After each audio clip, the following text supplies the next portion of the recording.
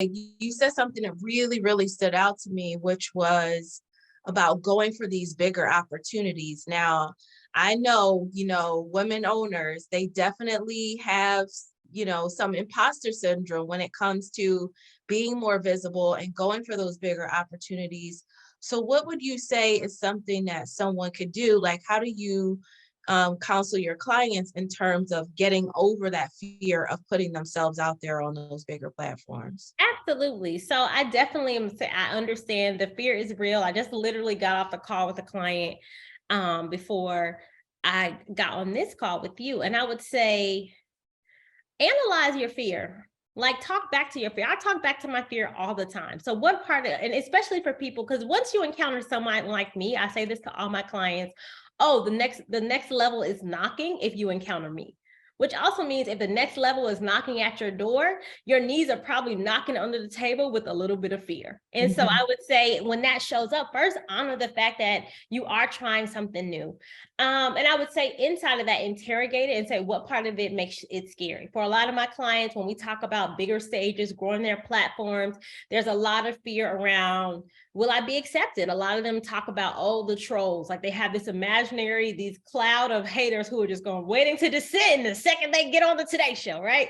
And so, we talk through that and I share them, so many of my experience for our other clients, but more than anything, I would say, that you will experience pain. You have the pain of discomfort from going for the big thing, the pain of discomfort from being disciplined, or you get to choose the pain of discomfort of regret. And so I just say, what's the worst that could happen is a few people you don't know not liking you or whatever that thing is, really to just still it down as far as what those big fears are.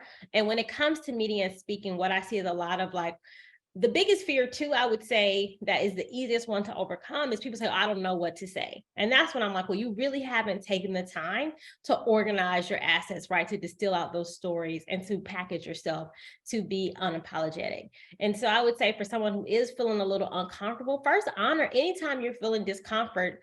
When you're playing bigger, it's a good sign. If you are feeling completely comfortable, everything in your life, you playing small anyway, you're shrinking. So I would say that piece.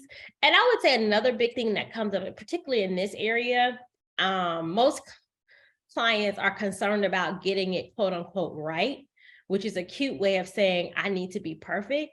And I want you to know that I'm gonna bring the realness as someone who's spent a lot of time rehabbing myself from the pressure of perfectionism. And perfectionism is a cute word for unworthiness. I know, sis, I know.